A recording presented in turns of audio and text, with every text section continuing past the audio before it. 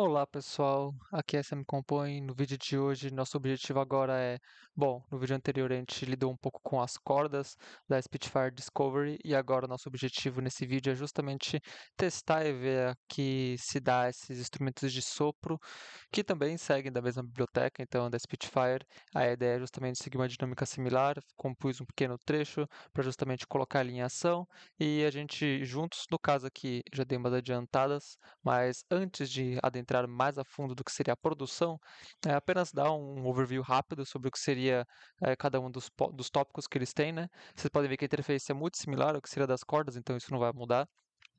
Só que temos alguns pontos. Dinâmica padrão, expressão também, tanto as cordas quanto metais, ou então até mesmo outros instrumentos vão ter esses trechos. Variações vai ser justamente para algumas coisas em específico, que envolvem justamente como, por exemplo, ataques multilíngua. No caso aqui, como a gente tem uma biblioteca que não é completa, porque é a versão demo, ele só vai ter alguns ataques. Então, deixa eu ver se eu consigo colocar aqui para vocês. Tá bem baixo, por isso que não vai tocar. Vamos lá. Sem expressão também não tem como tocar. Ouviram?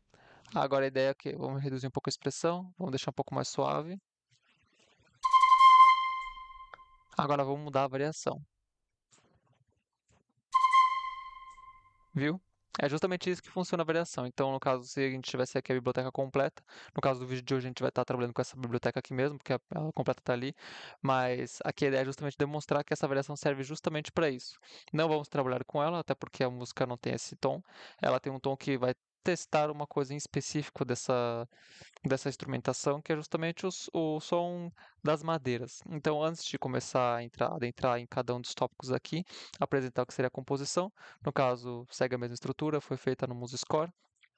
No caso, um nome simples, solidão, mas a ideia aqui é justamente trabalhar uma característica dos sopros que é um pouco mais, não diria que é complexa, mas que é chatinho de você trabalhar no sentido de vários sons ao mesmo tempo. Então aqui ele vai seguir com notas longas, o que é muito difícil para esses sons manterem uma qualidade boa. Então é isso que a gente vai testar. A gente vai testar o crescendo deles. Vocês podem ver que aqui não tem dinâmicas, porque justamente a ideia foi escrever uma ideia, um esboço e passar já para o Reaper para a gente trabalhar realmente o que é o importante do vídeo.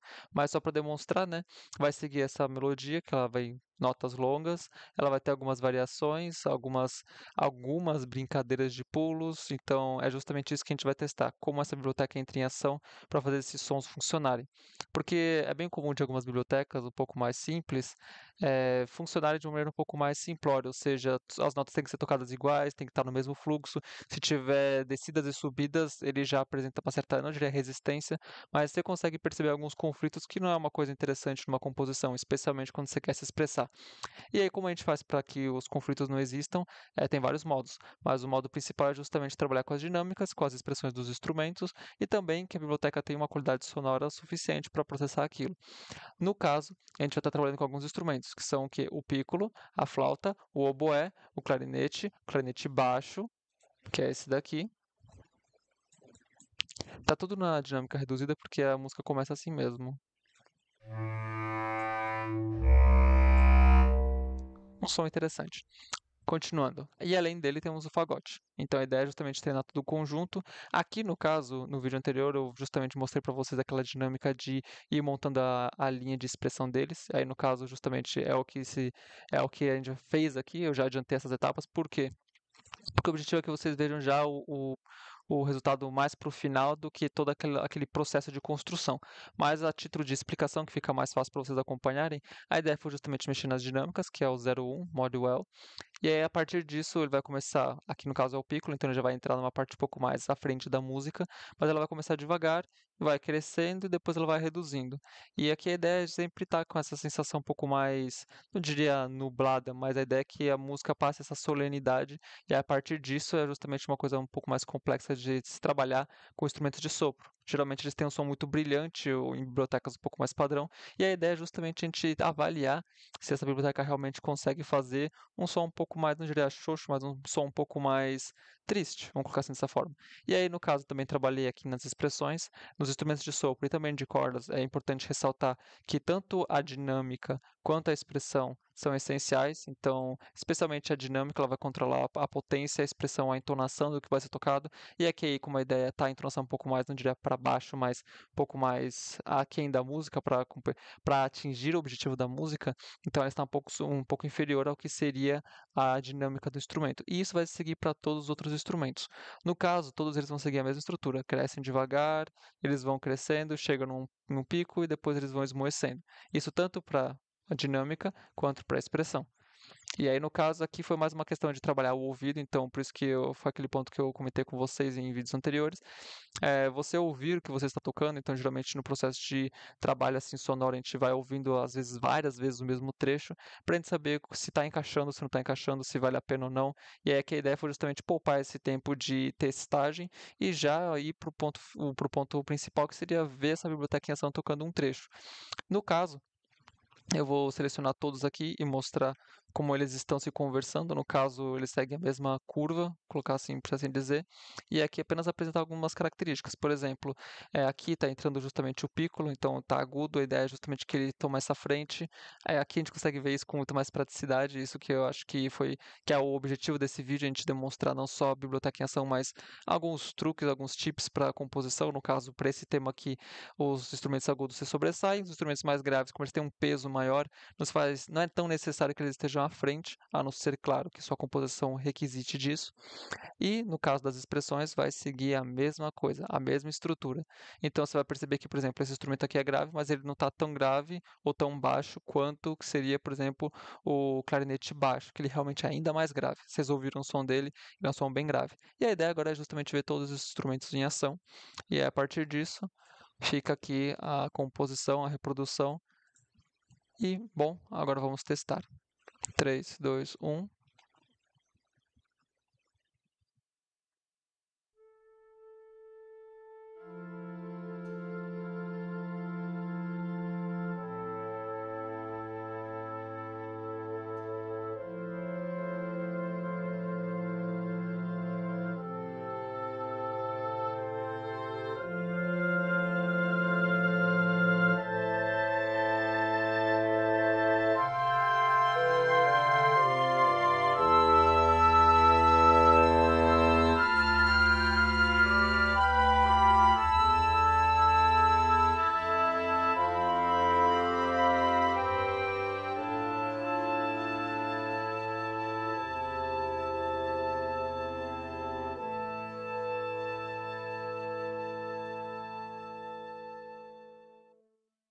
Bom, pessoal, essa é a biblioteca. No caso, também, uma coisa que eu não mostrei para vocês no vídeo anterior, mas que é legal ver, é justamente a questão das dinâmicas, porque aqui é meio que ele vai responder em tempo real, então, só para vocês verem como seria.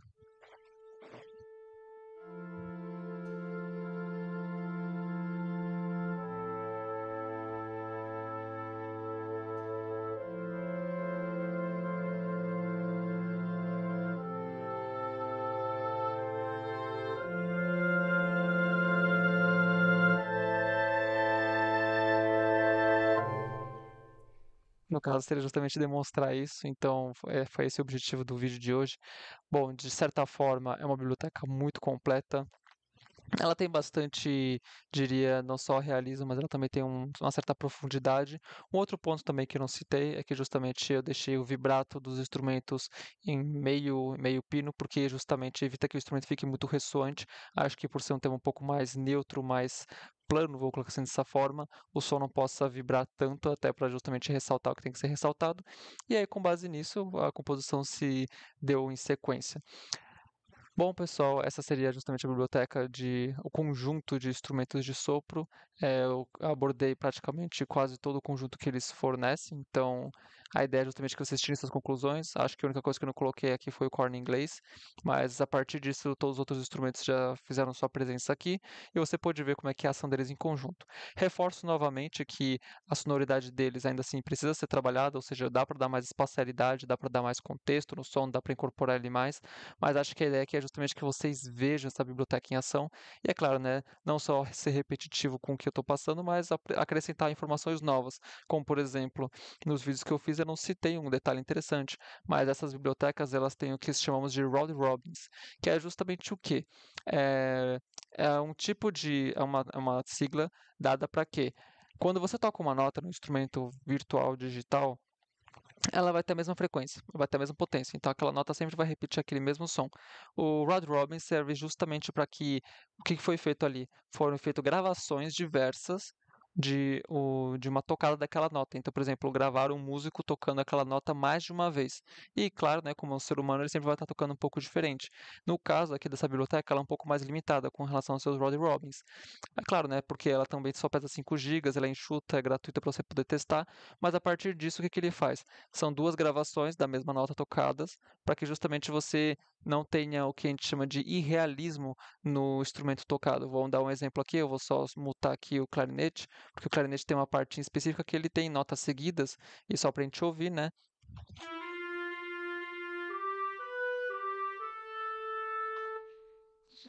O que acontece? Geralmente, quando o Rod Robbins ele não tem uma boa versatilidade, ou então até mesmo quando não tem, o som fica muito mais robótico que o normal. Tanto é que quando você ouviu a melodia, você não sentiu essa discrepância do som. Ele estava lá, só que você só não ouviu, então, no sentido de você não percebeu isso. Só que em caso de instrumentos virtuais que só têm as mesmas notas repetidas, isso meio que torna fica insuportável ao longo do tempo. Então, esse é um tipo de recurso que essa biblioteca fornece. Outras bibliotecas também fornecem, mas eles deixam bem claro que aqui nessa versão demo você só tem direito a 2 round robins por cada nota. E aí, no caso, por exemplo, quanto mais, ou seja, a biblioteca completa tem, se não me engano, de 6 a 8 round robins, então uma variação um pouco maior, você consegue trabalhar em cima disso. E é claro, né, como se não fosse uma questão de sempre estar variando, você também pode definir quando que vai variar e quando que não vai variar o round robins do seu instrumento. Então, no caso, para composições que você queria que tivesse aquela mesma quantidade de agressividade naquela nota, você consegue programar isso, ou então simplesmente você deixa com certa, deixa o que a biblioteca comande e faça essa frente. Então, isso te ajuda bastante, ó, aqui, Rod Robbins. Então, isso te ajuda a dar um realismo ainda maior na sua execução, no seu instrumento, e é claro, né, expressar o que você gostaria de expressar. No caso aqui, todos nós trabalhamos, todos os instrumentos que a gente trabalhou aqui, eles trabalharam com notas longas. A gente não trabalhou com, por exemplo, staccato, que ele também tem disponível. Então, por exemplo, a gente tem aqui o grupo de staccatos. Não trabalhei com ele justamente para vocês verem como é que é essa biblioteca apenas com suas notas longas. Então, só para denotar, outras variações, outros tipos de jogos que você pode fazer com essa biblioteca também podem ocorrer. Então, não é só para questões melódicas tristes, mas aqui a ideia foi justamente testar esse potencial dessa biblioteca, se ela consegue fazer isso. Se saiu bem no seu papel, no que se propõe, e com alguns tratamentos, acho que realmente o som que ele forneceria e o tema que eu queria tratar, ou que o compositor gostaria de tratar, conseguiria sair com certa facilidade. Então, de certa forma, funcionou muito melhor do que a gente esperava. Bom, pessoal, esse daqui foi um vídeo um pouco mais rápido, no sentido de já demonstrar e no grosso da biblioteca como é que funciona, e aí com base nisso se você gostou do material, se você gostou do que estou apresentando, se você gostou da biblioteca também, comente, apresente suas dúvidas. Se tiver alguma dúvida, se você sentiu que faltou alguma coisa para explicar, ou então até mesmo se você quer que eu faça outros tipos de pequenos trechos de composição envolvendo esses instrumentos para ver como é que eles se saem em coisas mais alegres, em coisas um pouco mais dramáticas, ou então em processos um pouco mais variados, né? Ou então até mesmo a relação dos grupos em si, por exemplo, cordas com madeiras. Você pode ficar à vontade se você tiver interesse nisso.